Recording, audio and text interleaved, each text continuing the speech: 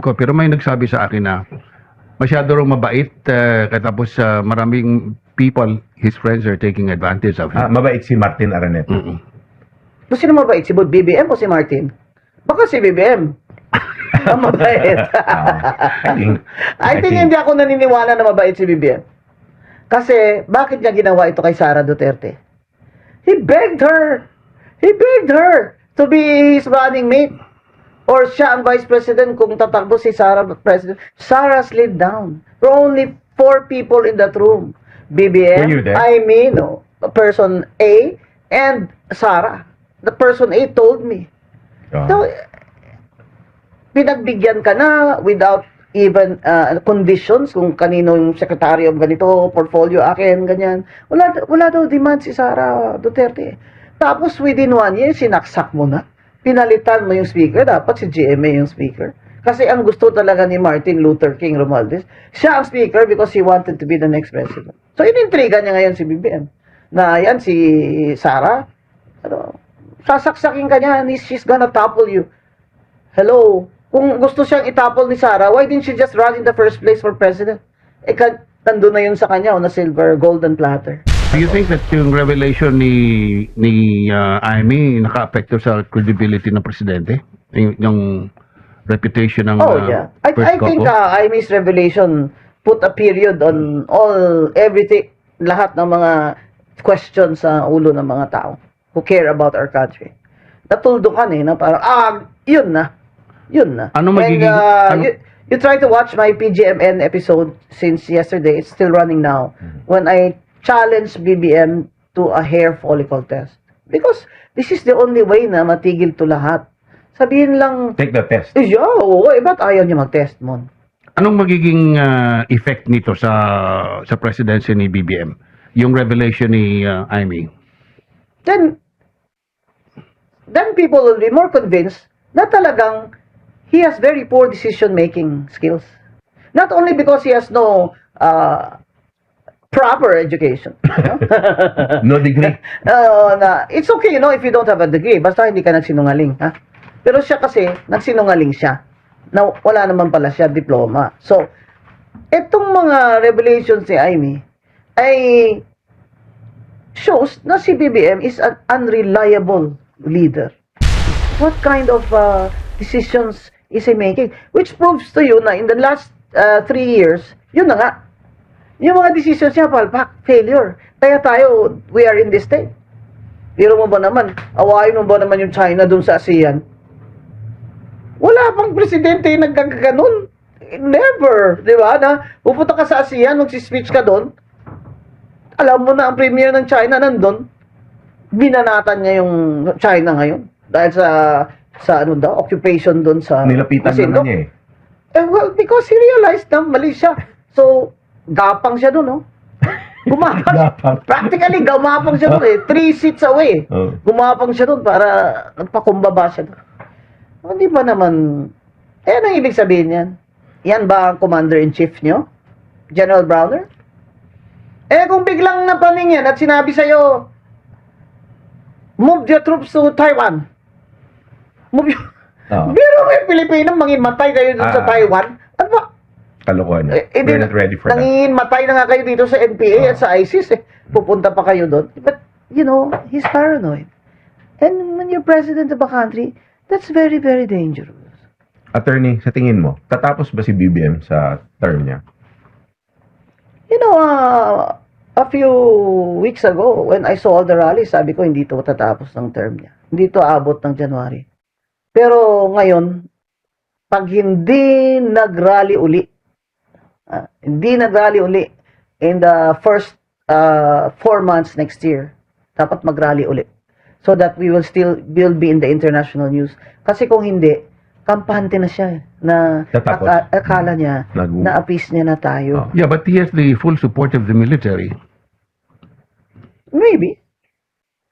What do you mean, maybe? Maybe. Because Browner is the one speaking out. But is Browner the Supported. AFP? Yeah.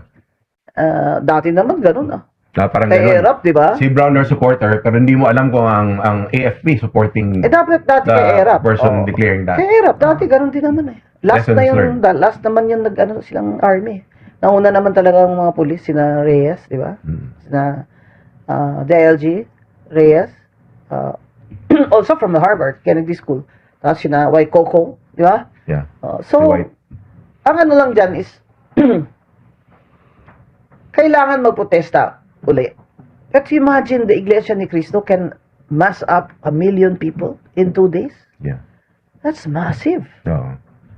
Eh, yung kaliwa naman, siguro mga 7,000 daw, sabi ng PNP sa Luneta. Pero ang kanila, resign BBM, Sara resign also, kanina. Gusto nila snap election. Yun naman grupo ni Risa Ontiveros, Pabor ka ba ng... quiet lang sila. Kasi si Risa Ontiveros gustong tumakbo presidente. Pabor So ka ba baka na- sakaling maging, ano pa siya, ally siya ni BBM, di ba? Baka sakaling John Vic Risa. Under an admin party, ganun ba? Oh, why not? So wala na, hindi na opposition yung Dilaw ngayon. Ganun ba? Hindi naman sila dilaw, ako ang dilaw. Okay. Di ba? We're the EDSA one. We're the Yeah. Cory people. We're the ones who fought Marcos, di ba? The original. Kami yung dilawan, di ba? Yan si Risa Pero Ontiveros wala sa na kayo Makabayan, they were not in EDSA. Because the left did not participate in EDSA. Di ba? They wanted a revolution. Di ba? Not election. So in the special elections in 86, hindi sila sumali. That's why hindi sila na-appoint, di ba? People like me na-appoint, di ba? Yung mga reformist pero Yeah. lumaban. Eh Marcos, tumulong kay Cory sa election. Yun ang mga dilawan. Sila hindi. Yes, the original dilawan. Ngayon, kakamping na ang pangalan nila during the Lenny election. Mm. Di ba? So, itong mga So kakamping bago and ngayon ng Dilawan, mga bata, magkaiba yan? so, many dilawans are also kakamping. Okay. Di ba? Kasi this is an older generation eh. Di ba? Ito na yung mga ngayon si Tenta na, mga ganun, yung mga anak na ano. Baby boomers. Oo. So, sila, yung mga Lenny na kampi kay Lenny, yun na yung, kasi kulay ni Lenny pink, kakamping. Di ba? Doon na yun sina Risa Ontiveros. Attorney, ano bang nangyayari ngayon sa tingin mo tungkol sa, there was this issue na naglabas si Saldico on television or in his broadcast that, sinasabi niya, si Lisa Araneta Marcos is also involved in the sugar scheme of making money of it, making of sugar, and that's why sugar is so bad. All these talks stem from the fact that Martin Araneta, her brother, is very visible in the Bureau of Customs, I heard also the Department of Agriculture, and we're very sensitive sa sugar, Mon, kasi dyan ang kabuhayan namin Yes, Hindi lang yung mga landowners, yung mga tao namin, di ba? Yung mga workers, di ba, na kailangan tama yung pangsweldo, yung healthcare nila, di ba? Ngayon, pag bumagsak ang sugar industry, ilang hundreds of The whole thousands na labor community is affected. nangyari na yan sa amin noon, ang time ni Ferdinand Marcos Sr. Nangyayari ulit ngayon. Oo, ngayon, sulat kay BBM through Secretary Cho, Laurel, na pati mga mayor sumulat. Yung mayor ko dun, si Bading Escalante, nakita ko perma niya, na stop na ang importation ng sugar. Because it affects the pricing of Oo. our local sugar. Kasi naman, grabe, bakit naman mag-i-import ng sugar ang gobyerno? Sobra na. Ang dami-dami ng hectares na planted into sugar. Yeah. Ibig sabihin talaga may gustong kumita. Ngayon, ang sabi nila, nabasa ko na naman, na they stopped it na, ang importation, for now. Kasi marami pa daw supply. No? Pero may smuggling. Yeah. So, ang point namin na mga taga-Negros is, we have to protect the sugar industry kasi dyan ang kabuhayan ng mga tao namin. Siguro 70% of the income ng mga tao sa Negros galing sa sugar. So, from the planter to the admin to the truck drivers to the yung nag-fertilizer, nagtatanim, lahat 'yan nakasalalay That's po true. sa negosyo at sa presyo ng asukal. Ngayon, pag nag-smuggling sila, yung mga kasabwat dyan sa gobyerno, di siyempre, pababa yung presyo nila kaysa sa planter. Bakit kaya hindi mapigilan ni BBM yung asawa niya? Baka ma-black eye siya eh. Di ba, pansin mo man, lagi siya sunglass.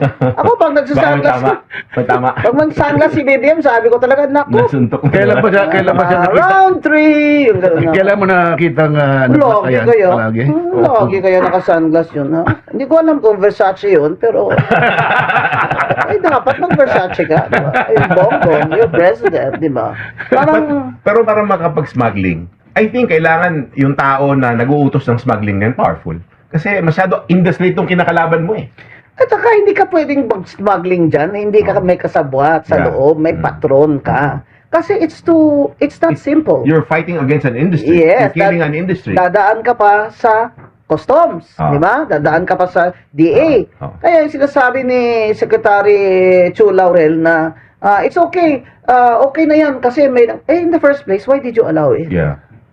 Parang okay na lang, ganun ba yun? It was Pero not kailangan talaga, kailangan siguro natin talagang sugar. I mean, kulang yung domestic consumption natin. yung domestic supply, you mean? I'm sorry, yung domestic supply Of course, kulang. now the domestic supply is sufficient. Yun ang sinasabi ng sugar farmers na huwag na mag-import. Kasi wala namang nagbe-benefit eh. Pagkano ang kilo sa ng kalsukal sa grocery. Oh. Pero kung kahit ibaba mo yan ng ilang peso, they won't feel the difference.